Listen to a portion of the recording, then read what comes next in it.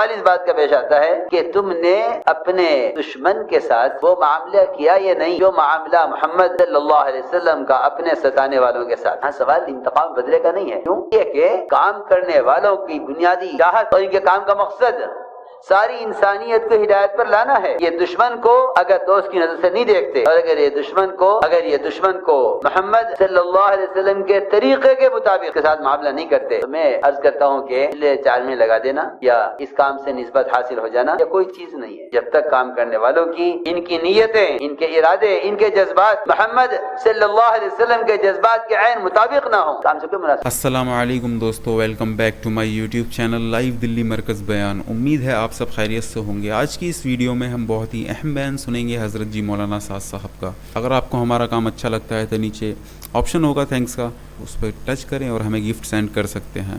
ہمارے چینل پر بہت سارے بھائی ایسے ہیں جو بنا سبسکرائب کرے ویڈیو دیکھتے ہیں۔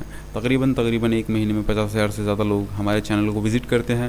سبسکرائب کرنے والوں کا جو نمبر ہے وہ 200 سے 250 کے بیچ میں ہے۔ کیسا ہوگا کہ اگر آپ سارے لوگ مل کر 50,000 سبسکرائبر ایک دن میں کمپلیٹ کرا دو۔ 50,000 سبسکرائبر کوئی مشکل بات نہیں ہے۔ اب ہمیں ضرورت ہے 40,000 سبسکرائبر کی، جو کہ بہت ہی آسان ہے اگر آپ چاہو تو۔ ویڈیو میں لاسٹ تک بنے رہیں، کمنٹ کر کے بتائیں آپ لوگ کہاں سے اور کب سے ہماری ویڈیوز دیکھتے ہیں، اور چینل کو سبسکرائب کرا یا نہیں کرا یہ بھی کمنٹ کر کے بتا سکتے ہیں آپ۔ چلیے بیان کو شروع کرتے ہیں۔ اور قبیلے کی ہے، ایک نسبت زبان کی ہے، ایک نسبت یہ قوم اور قبیلے کی ہے۔ فرمایا کہ ان نسبتوں کے ساتھ دعوت کا کام نہیں چلے گا۔ ہم تو اللہ مجھے معاف فرمائے ایک ہونے کے بعد اجنبی نظر سے دیکھیں، وہاں غیروں کو اجنبی نظر سے دیکھنے کی اجازت نہیں ہے، وہاں ہر ایک کو اپنا ایک نظر سے دیکھو، اس لیے کہ امت کو جمع کرنا ہے۔ اس لیے ہم نے عرض کیا کہ حضور اکرم صلی اللہ علیہ وسلم کی دعوت کی جو سب سے بنیادی آپ کی دعوت کا جو بنیادی اصول ہے وہ یہ ہے کہ آپ صلی اللہ علیہ وسلم کسی انسان کا درجہ اس سے کم نہیں سمجھتے تھے کہ آپ اس کو خود دعوت دیں۔ آپ کسی کا درجہ سے کم نہیں سمجھتے کہ آپ اس کو خود دعوت دیں۔ اس سے امت بنی تھی، کہ آپ نے قومیت کی اور زبان کی اور علاقائیت کی ان تمام اور رنگ کی نسبت سے امت کو نکالا۔ تو ہم نے عرض کیا کہ آپ کی دعوت کا جو سب سے بنیادی اصول ہے وہ عمومیت ہے، تاکہ خیر امت میں عام ہو جائے۔ دوسری بات میں نے شروع میں عرض کی تھی کہ ایک آپس کی اجتماعیت اور دوسرا دعوت کی عمومیت، یہ اللہ رب العزت کی غیبی مددوں کے اترنے کا اصل سبب ہے۔ سن رہے دھیان سے یا نہیں؟ کسی اور کام میں مت لگنا، کوئی حرام کام اس مجلس میں نہ ہو، ورنہ محرومی ہوگی سب کی۔ کسی حرام کام میں مت لگنا۔ یہ ملائکہ کے نزول کی اور ملائکہ کے اپنے پروں سے مجمع کو گھیر لینے کی یقینی طور پر مجلس ہے، اس میں کوئی شک نہیں ہے۔ صحیح حدیثوں پر غور کرو اور سمجھو کہ اللہ کے گھروں میں سے یا کسی بھی جگہ ایمان والے اگر عبادت اور دعوت اور دین کی نسبت پر جمع ہوتے ہیں اور اللہ تعالیٰ کے تذکرے کرتے ہیں، فرشتے میں پروں سے آسمان تک گھیر لیتے ہیں ان کو۔ یہ ذکر کے مجلسیں ہیں، اس میں کسی قسم کی غفلت اور کسی گناہ کی گنجائش نہیں ہے، کیونکہ توبہ کی نسبت پر جمع ہوئے ہیں۔ دوسری بات میں نے عرض کی ہے کہ آپ کی دعوت میں عمومیت ہے، کہ آپ ہر شخص کی طرف خود جا کر دعوت دینا چاہتے ہیں۔ اللہ نے غیبی نصرتیں انفرادی دعوت کے ساتھ رکھی ہیں۔ کسے کہتے ہیں غیبی نصرت؟ ایسے حالات کا پیش آنا جس سے غیر اسلام کو قبول کرنے پر مجبور ہو جائیں، اس کو غیبی نصرت کہتے ہیں۔ مضامین، واقعات، کتابیں، یہ تو سب مشاہدے کی چیزیں ہیں۔ ہمیں جو سب سے بنیادی چیز ملی ہے وہ دعوت کے ساتھ ایسے واقعات کا پیش آنا غیب سے جس سے غیروں کے لیے سوائے اسلام کو قبول کرنے کا اور کوئی راستہ نہ ہو.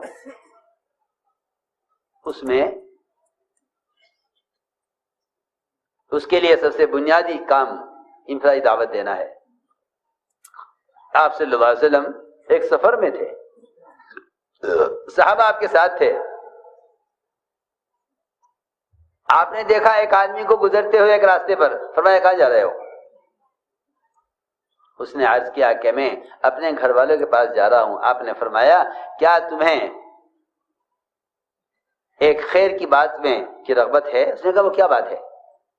آپ نے فرمایا کہ اللہ کو ایک مان لو اور مجھے اللہ کا رسول مان لو. توحید و رسالت یہ دو دعوتیں ہیں اصل. توحید و رسالت ان دو چیزوں کی دعوت اصل ہے، اور ان دو چیزوں کی دعوت میں ہی اصل اللہ تعالیٰ کی مدد ہے، کیونکہ باقی سارے احکام کی دعوت تو بعد کی چیز ہے. سب سے پہلے بنیادی بات یہ ہے کہ توحید اور رسالت ان دونوں کی گواہی دینا، ان کی گواہی دلوانا. بلکہ صحابہ کی ایک جماعت نے تو اس کو اپنے عمل میں شمار کیا تھا کہ ہمارا معمول یہ ہے کہ ہم اللہ کی وحدانیت کو بیان کرتے ہیں. اس دیہاتی نے فوراً یہ کہا کہ آپ کی اس بات پر کون گواہ ہے جو گواہی دے کہ آپ سچ کہہ رہے ہیں؟ آپ کے ساتھ صحابہ تھے.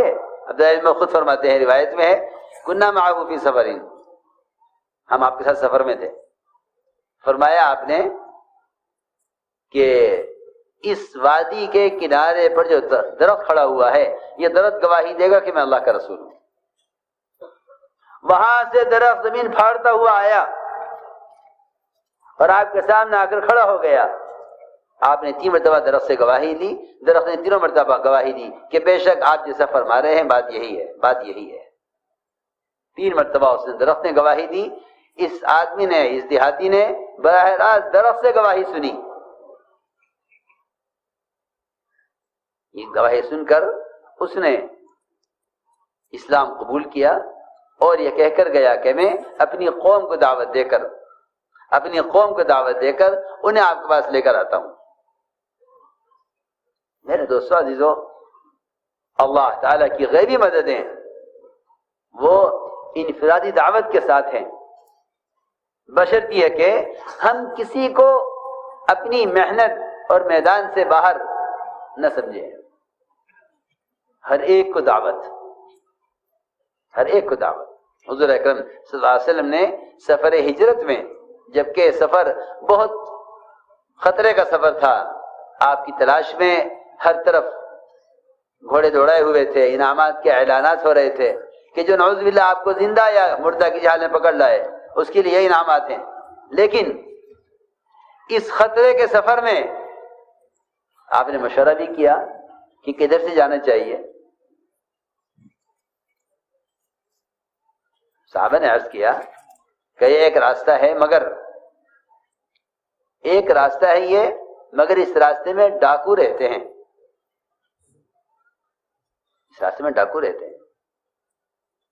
فرمایا کہ ہمیں ڈاکوؤں کے راستے سے ہی جانا ہے. کیوں؟ میرا عزیز دوستو، قرآن کا یہ وعدہ ہے اور یہ فیصلہ ہے کہ جو اللہ کا پیغام بندوں تک پہنچائیں گے، اللہ قیامت تک ان کی حفاظت اس طرح کریں گے جس طرح اللہ نے محمد صلی اللہ علیہ وسلم اور آپ کے صحابہ کی حفاظت کی ہے. پکی بات ہے. بلغ ما انزل الیک من ربک فإن لم تفعل فما بلغت رسالتہ. آپ پر جو احکام نازل ہوئے ہیں اور جس کام کے لیے ہم نے آپ کو بھیجا ہے، آپ اس کی دعوت خود جا کر دیجئے. اور اگر آپ کو خطرہ ہے، واللہ یعصمک من الناس، تو اللہ تعالیٰ آپ کی لوگوں سے حفاظت کرنے والے ہیں.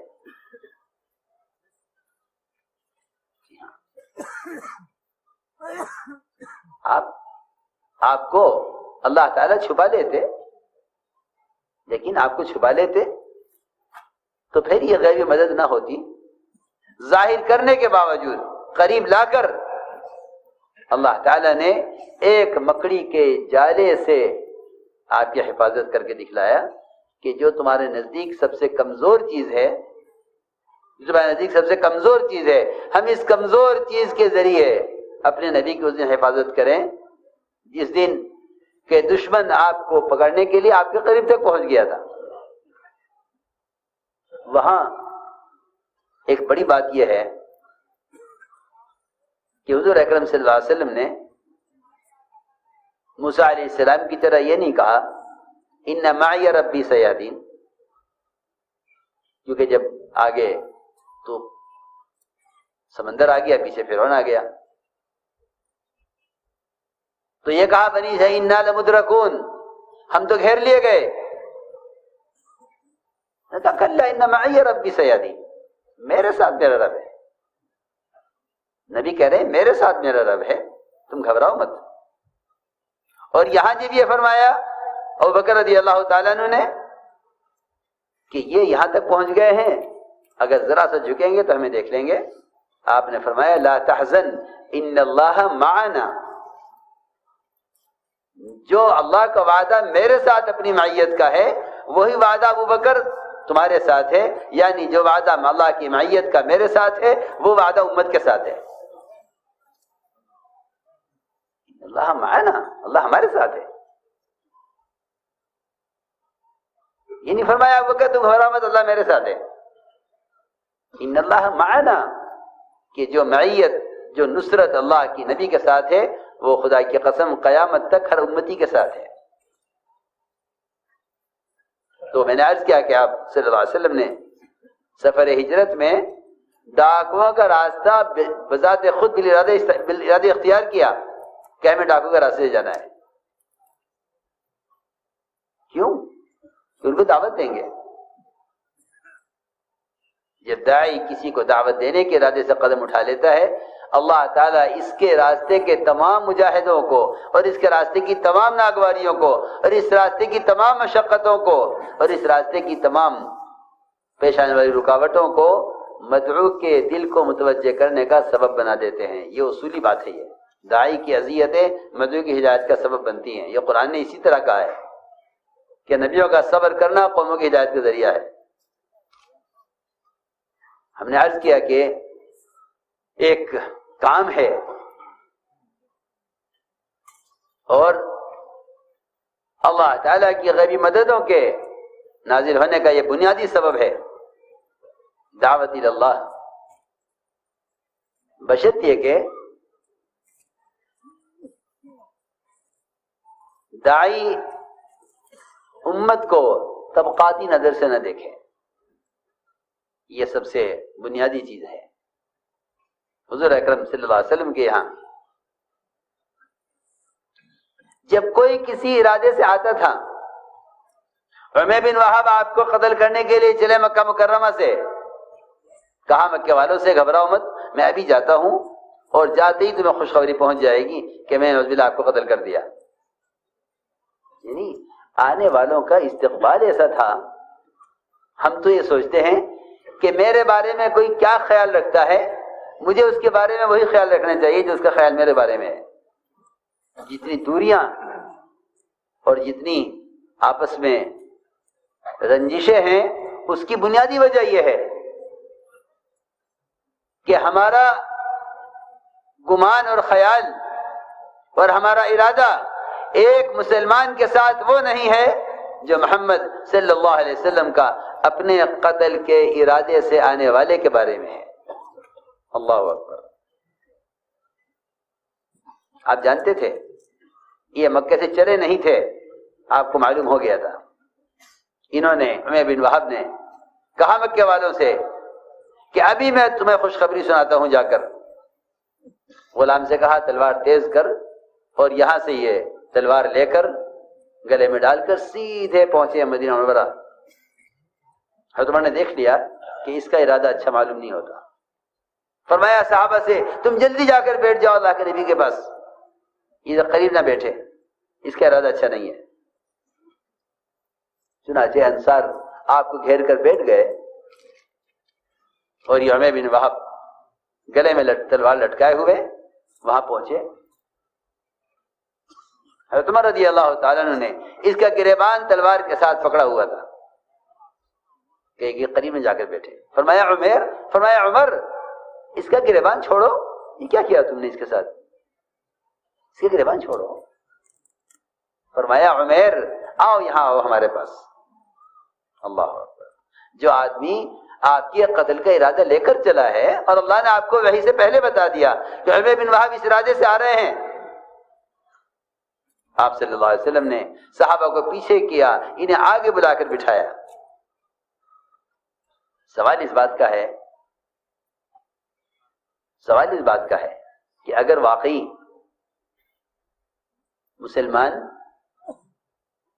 واقعی مسلمان کسی قوم، کسی قبیلے یا کسی خیال، کسی طبقے کے آدمی کو اپنا دشمن سمجھتا ہے اور دشمنی کھلی بھی ہے، یہاں سوال اس بات کا پیش آتا ہے کہ تم نے اپنے دشمن کے ساتھ وہ معاملہ کیا یا نہیں جو معاملہ محمد صلی اللہ علیہ وسلم کا اپنے ستانے والوں کے ساتھ ہے. یہاں سوال انتقام بدلے کا نہیں ہے. کیوں؟ اس لیے کہ کام کرنے والوں کی بنیادی چاہت اور ان کے کام کا مقصد ساری انسانیت کو ہدایت پر لانا ہے. یہ دشمن کو اگر دوست کی نظر سے نہیں دیکھتے اور اگر یہ دشمن کو محمد صلی اللہ علیہ وسلم کے طریقے کے مطابق اس کے ساتھ معاملہ نہیں کرتے تو میں عرض کرتا ہوں کہ چلے چار میں لگا دینا یا اس کام سے نسبت حاصل ہو جانا یہ کوئی چیز نہیں ہے. جب تک کام کرنے والوں کی، ان کی نیتیں، ان کے ارادے، ان کے جذبات محمد صلی اللہ علیہ وسلم کے جذبات کے عین مطابق نہ ہوں، اس کام سے کوئی مناسبت نہیں ہے. اس کام سے نسبت کا حاصل کرنا آسان ہے، اس کام سے مناسبت پیدا کرنا ایک مجاہدے کا کام ہے. نسبتیں بہت آسان ہیں. آپ 3 دن لگا لو، چلہ لگا لو، آپ کو تبلیغی جماعت کی ہونے کی نسبت حاصل ہو جائے گی.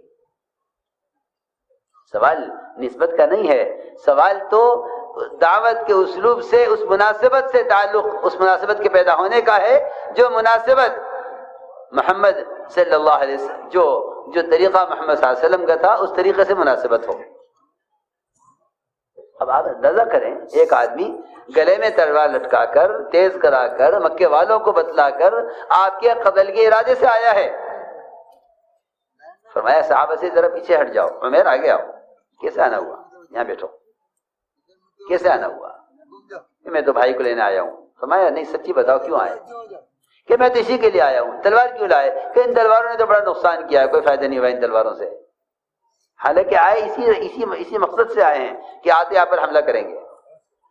فرمایا نہیں عمر، تم بتاؤ مکہ مکرمہ سے کعبے پر بیٹھ کر وہاں سے تم کیا فیصلہ کر کے چلے تھے، کیا ارادہ کر کے چلے تھے، اور تم نے مکے میں کیا مشورہ کیا تھا؟ بس اتنا کہنا تھا آپ کا. انہوں نے ساری ارادے ان کے ختم ہوئے اور فوراً انہوں نے کلمہ پڑھا، اشہد ان لا الہ الا اللہ و اشہد انک رسول اللہ. سوال اس بات کا ہے کہ تمہارا تمہارے دشمن کے ساتھ، تمہارا تمہارے مقابل کے ساتھ، تمہارے لیے برا چاہنے والے کے ساتھ تمہارا معاملہ کیا ہے؟ اگر معاملہ انتقام کا ہے تو یہ نبی کی نسبت نہیں ہے. اگر معاملہ انتقام کا ہے تو یہ نبی کی نسبت نہیں ہے، اس سے امت نہیں بنتی. اللہ اکبر. جب صحابہ کسی کو قید کر کے لے آتے تھے، اور کیونکہ قید کر کے لانا یہ مال لینے یا قتل کرنے کے لیے نہیں ہوتا تھا، بلکہ قید کر کے لانا اپنے ماحول میں رکھنے کے لیے ہوتا تھا تاکہ یہ ماحول ان کے دل میں اسلام کی رغبت پیدا کر دے. آپ نے صحیح روایت میں فرمایا کہ تم کسی کو قتل کر کے قید کر کے میرے پاس لاؤ، مجھے اس سے زیادہ محبوب ہے کہ تم اسے مسلمان کر کے میرے پاس لاؤ. بلکہ روایت میں یہاں تک فرمایا کہ تم ایک آدمی کو دعوت دے کر اس کو مسلمان کر کے میرے پاس لے آؤ، یہ مجھے ہر اس چیز سے زیادہ محبوب ہے جس پر سورج طلوع ہوتا ہے. ایک انسان کی قیمت نبی کہہ رہے ہیں، ایک انسان کی، مسلمان کی نہیں کہہ رہا ہوں میں، ایک انسان کی قیمت، ایک انسان کی قیمت بتا رہے ہیں کہ ایک انسان کی یہ قیمت ہے، ایک انسان کی یہ قیمت ہے کہ تم اگر اس کو مسلمان کر کے میرے پاس لے آؤ، تو فرمایا حضور اکرم صلی اللہ علیہ وسلم نے کہ ہر وہ چیز جس پر سورج طلوع ہو رہا ہے، یعنی ساری دنیا، سارے بر و بحر اور جو کچھ اس کے اندر ہے، مجھے اس سب سے زیادہ محبوب ہے تمہارا ایک فرد کو دعوت دے کر اسے مسلمان بنا کر لانا۔ چنانچہ صحابہ اپنے ماحول میں لاتے، جو بیڑیوں میں جکڑا ہوا ہے، جسے خبر نہیں کہ قتل کیا جائے گا یا فدیہ لے کر چھوڑا جائے گا، وہ کہتا ہے کہ ان میں سے جب کسی کے ہاتھ میں روٹی کا ٹکڑا آتا تھا نرم، تو وہ سب سے پہلے مجھے پیش کرتا تھا، یہ ہمارا مہمان ہے۔ اللہ اکبر! ایسا مشرک کیوں نہ اسلام لاوے کہ جو ان کے ساتھ ان کے ہاں بندھا ہوا ہے اور سب سے زیادہ اکرام بہتر چیز کو کھلائی جا رہی ہے۔ ہم ابھی ہماری سوچ اور نیتیں بہت محدود، اللہ مجھے معاف فرمائے۔ اب تو کام کرنے والوں میں بھی یہ بات پیدا ہو گئی ہے کہ کون اپنا ہے کون پرایا ہے۔ وہاں یہ بات پراؤ کے غیروں کے لیے بات نہیں تھی، وہاں غیروں کے ساتھ معاملہ اپنوں سے کہیں زیادہ بہتر تھا۔ آپ نے فتح مکہ کے موقع پر انصار کو کچھ نہیں دیا، طلقاء مشرکین ایک مشرک کو 100 اونٹ دیے ہیں آپ نے، 100 اونٹ بتانے کے لیے کہ ہم تم سے فتح مکہ کے موقع پر انتقام لینے کے لیے اور تم سے پچھلے بدلے چکانے کے لیے نہیں آئے ہیں، ہم تمہیں بتلانے کے لیے آئے ہیں کہ ہمیں ملک و مال نہیں چاہیے، ہمیں تمہاری ہدایت چاہیے۔ جی ہاں، میں نے عرض کیا کہ حضور اکرم صلی اللہ علیہ وسلم اور آپ کے صحابہ کا معاملہ، میں آپ سے صراحتاً کہہ دیتا ہوں کہ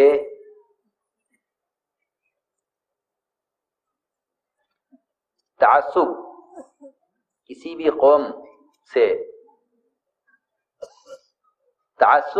قوم کی طرف سے مسلمان کے لیے یہ خدا کی قسم پیدا نہیں ہو سکتا اگر مسلمان کے اخلاق اور معاملات وہ ہوں جو محمد صلی اللہ علیہ وسلم اور آپ کے صحابہ کے تھے۔ بالکل یہ یقینی بات ہے، میری بات صحیح ہے اور میں اس کو صحیح سمجھتا ہوں، چاہے سمجھ میں آئے یا نہ آئے۔ تعصب کے پیدا کرنے میں ہماری اپنی بد اخلاقی اور ہماری اپنی تنگ نظری اور ہمارے اپنے غیروں کے ساتھ اچھے معاملات اور اچھا معاشرہ اور اچھے اخلاق کا نہ ہونا، یہ تعصب کا سب سے بنیادی سبب ہے، ورنہ یہ ممکن ہی نہیں ہے کہ مسلمان سے کوئی تعصب رکھے۔ وہاں تو کہہ رہے ہیں کأنہ ولی حمیم، کہ تم اگر اخلاق سے پیش آؤ تو یہ تمہارا جگری دوست بنے گا۔ ولی حمیم، قرآن تو یہ کہہ رہا ہے، یہ تمہارا جگری دوست بنے گا۔ میں صراحت عرض کر دیتا ہوں کہ عصبیت وہ بد اخلاقی بد معاملگی سے پیدا کی جاتی ہے۔ ہاں، اگر مسلمان یہ اپنے اخلاق اور معاملات میں نبوت کے مزاج پر آ جائے تو میں قسم کھا کر کہہ سکتا ہوں، دعوے کے ساتھ کہہ سکتا ہوں کہ تعصب ختم ہو جائے گا، تعصب ختم ہو جائے گا۔ یہ قسم کھا کر کہہ سکتا ہوں کہ تعصب ختم ہو جائے گا اگر مسلمان صرف اخلاق پر آ جائے۔ اس کے اخلاق کا حال تو یہ ہے کہ اگر سلام بھی کرتا ہے کسی مسلمان کو تو پہلے شکل دیکھ کر پہچانتا ہے پھر سلام کرتا ہے، یہ قرب قیامت کی نشانیوں میں سے ہے۔ یہ غیروں کے ساتھ کیا معاملہ کرے گا جب یہ مسلمان کو سلام کرنے کے لیے بھی اس کی معرفت اور جان پہچان کا محتاج ہے کہ بھئی یہ کون صحابی کا آپ نے سلام کیا تھا، مجھے خبر نہیں کون ہے. مجھ سے ایک صاحب نے پوچھا آپ نے ان کو سلام کیوں کیا؟ میں نے کہا کیوں مسلمان سلام کیا؟ اچھا کوئی جان پہچان نہیں ہے؟ میں نے کہا کیوں؟ اس کا مطلب ہے کہ قیامت قریب آ گئی ہے کہ سلام اسے کیا جائے جس سے جان پہچان ہو. صحیح روایت ہے التسلیم بالمعرفہ من اشراط الساعہ، کسی کو پہچان کر سلام کرنا یہ قرب قیامت کی نشانیوں میں سے ہے. قرب قیامت کی نشانیوں میں سے ہے کسی کو پہچان کر سلام کرنا. میں نے عرض کیا کہ حضور اکرم صلی اللہ علیہ وسلم کا معاملہ آپ کو ستانے والوں کے ساتھ، آپ کو ستانے والوں کے ساتھ، وہ مجبور تھے اس بات سے، بالکل مجبور تھے کہ آپ کے اخلاق اور آپ کی سخاوت انہیں یا تو راستے سے ہٹا دیتی تھی یا ان کو راستے پر لے آتی تھی. اس لیے میرے عزیز دوستو، سب سے بنیادی بات یہ ہے کہ ہم جتنی ہماری جماعتوں کی نقل و حرکت ہو رہی ہے، اگر یہ نقل و حرکت صحابہ کی طرح سخاوت کے ساتھ، اکرام کے ساتھ اور حقوق کے ادا کرنے کے ساتھ ہو تو میں تو سمجھتا ہوں کہ صحابہ کے زمانے کے اسلام کا تمام اقوام باطلہ کے درمیان اسلام کا تعارف کرانے کے لیے ان جماعتوں کی نقل و حرکت، یہ جماعتوں کی نقل و حرکت کافی ہے. ریکنسٹرکشن آف امہ ڈیلی میں کچھ مرکز اہم بات کہہ گیا ہوں. تمام اقوام باطلہ کے درمیان صحابہ کے زمانے کے اسلام کا تعارف کرانے کے لیے ہماری جماعتوں کی نقل و حرکت کافی ہے. اگر خدا کی قسم ان کے دلوں میں ان کی ہدایت کی تمنا ہو اور ان کے ملک و مال کی حرص نہ ہو، کیونکہ یہ دو بیماریاں اندر ہیں، یہ دو بیماریاں اندر ہیں کہ ہم ان کے طریقوں کے پابند ہیں، ان کے ملک و مال کے حریص ہیں اور ان کی ہدایت کی طلب نہیں ہے جیسی ہونی چاہیے. ایسے میں اگر مغلوب ہو کر مسلمان نہ رہے تو کیوں نہ رہے؟ اس لیے کہ مسلمان کے غالب آنے کے لیے یہ 3 شرطیں ہیں. پہلی شرط یہ ہے کہ ان کی ہدایت کی تمنا ہو، دوسری شرط یہ ہے کہ ان سے انتقام کا جذبہ نہ ہو، تیسری شرط یہ ہے کہ ان کے ملک و مال کی حریص نہ ہو، ان کے ملک و مال کی حریص نہ ہو. اس لیے کہ جو آدمی غیروں کے ملک و مال کا حریص ہوگا وہ ان کی ہدایت کا ذریعہ نہیں بن سکتا. پکی بات ہے، یہ پکی بات ہے. اور یہ بیماری اندر ہے. یہ 2 چور ہیں دلوں میں ہمارے کہ ہم غیروں کے ملک و مال کے حریص ہیں، ان کی ہدایت کے حریص نہیں ہیں. اللہ تعالیٰ نے جو کچھ لے کر مسلمانوں کو دیا تھا اس شرط پر دیا تھا، اس بات پر کہ وہ ان کے ملک و مال کے حریص نہیں تھے. وَأَوْرَثَكُمْ أَرْضَهُمْ وَدِيَارَهُمْ وَأَمْوَالَهُمْ وَأَرْضًا لَمْ تَطَئُوهَا، ہم سب دے دیں گے تمہیں مگر تم اس کے طالب مت بنو. اور اگر تم اس کے طالب ہو تو پھر تمہیں مغلوب ہو کر رہنا پڑے گا. اس لیے سب سے اہم چیز وہ یہ ہے کہ مسلمان ہر حق والے کا حق ادا کرے. اس لیے کہ اسلام کو سمجھایا نہیں جا سکتا حقوق کی پامالی کے ساتھ. اپنا حق معاف کر دو کیونکہ تمہیں اپنا حق اللہ سے لینا ہے. میری بات دھیان سے سننا، اپنا حق معاف کر دو کیونکہ حق اللہ سے لینا ہے. حدیبیہ میں جو شرطیں لگی، آپ کو ہم طواف نہیں کرنے دیں گے، مسجد حرام ساری دنیا کی مساجد کا قبلہ ہے، ہم آپ کو عمرہ نہیں کرنے دیں گے، آپ یہاں سے واپس جائیے، اور ہمارا کوئی آدمی آپ کے پاس آئے گا ہم واپس نہیں کریں گے، ہمارا کوئی آدمی آپ کے پاس آئے گا آپ کو واپس کرنا پڑے گا. اور شرطیں لگائی. سب سے بنیادی شرط یہ ہے کہ رسول اللہ نہیں لکھنے دیں گے. ساری شرطیں منظور. کیوں؟ تم اپنے جذبات کو حکم پر قربان کرو، ہم تمہیں فوراً فتح دکھلائیں گے. تو اپنے جذبات کو حکم پر قربان کرو، ہم فتح فوراً دکھلائیں گے۔ اللہ کی شان، وہاں سے ہٹے نہیں تھے کہ سورہ فتح نازل ہو گئی۔ صحابہ کرام فرماتے ہیں کہ لوگ سمجھتے ہیں کہ مکہ پر حملہ فتح مکہ ہے، نہیں، مکہ پر حملہ فتح مکہ نہیں ہے، حدیبیہ فتح مکہ ہے۔ کہ تم جذبات کو قربان کر دو حکم پر، وہاں سے ہٹے نہیں کہ سورہ فتح نازل ہو گئی۔ اس لیے میں نے عرض کیا کہ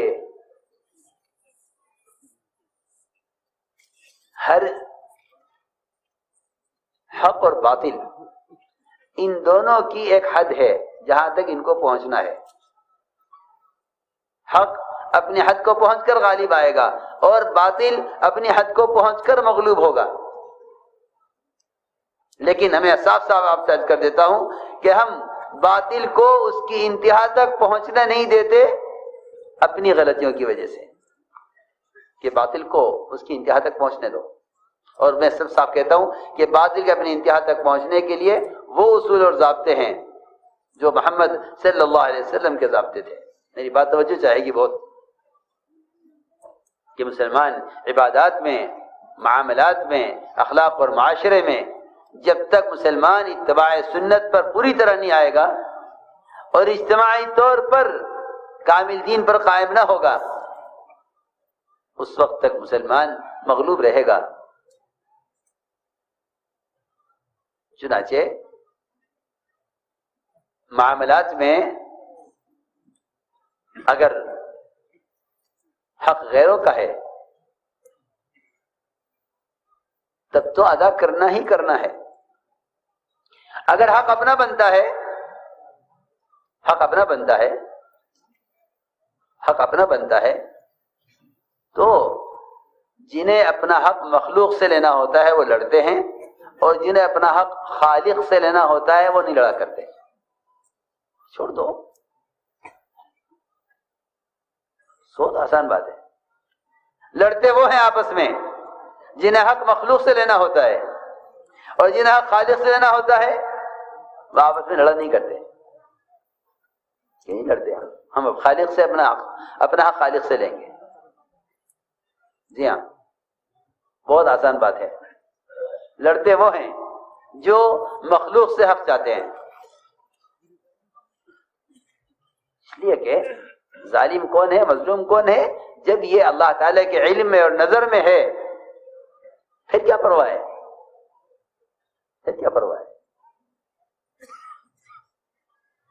کہ صبر ایک واحد چیز ہے، صبر ایک واحد چیز ہے جس سے باطل اپنی انتہا کو پہنچ جاتا ہے جلدی، لیکن مسلمان کی بے صبری باطل کی مدت کو بڑھاتی ہے۔ سمجھے نہیں؟ مسلمان کی بے صبری، ہاں، مسلمان کی بے صبری یہ باطل کی مدت کو بڑھاتی ہے۔ چاہو باطل کی مدت کو بڑھا لو، چاہو کم کر لو، یا صبر کا دامن تھام لو یا صبر چھوڑ دو۔ یہ بہت اہم بات ہے، اگر ہم اس کی ذرا غور کر کے گہرائی کو پہنچیں تو میں نے عرض کیا کہ صبر اور سنجیدگی اور وقار، ہاں، احتیاج ہے، احتیاج یعنی ہم اللہ کے محتاج ہیں، ہم اللہ کے محتاج ہیں، ہم اللہ کے محتاج ہیں، اور وہ ہمارے بارے میں جو بھی فیصلہ کریں گے وہ بہتر کریں گے۔ جی ہاں، اس لیے فرمایا کہ وقار، سنجیدگی اور صبر، کہ صبر سے بڑھ کر مدد کے لانے کا، اور صبر۔ ویڈیو کیسا لگا آپ کو اپنی رائے کمنٹ میں ضرور دیں، ویڈیو کو زیادہ سے زیادہ شیئر کریں، لائک کرنا نہ بھولیں، اگر چینل کو سبسکرائب نہیں کیا ہے تو چینل کو سبسکرائب کر دیں۔ اس بیان کے متعلق آپ کی کیا رائے ہے کمنٹ کر کے ضرور بتائیں۔ ملتے ہیں ایک نئی ویڈیو کے ساتھ، اللہ حافظ۔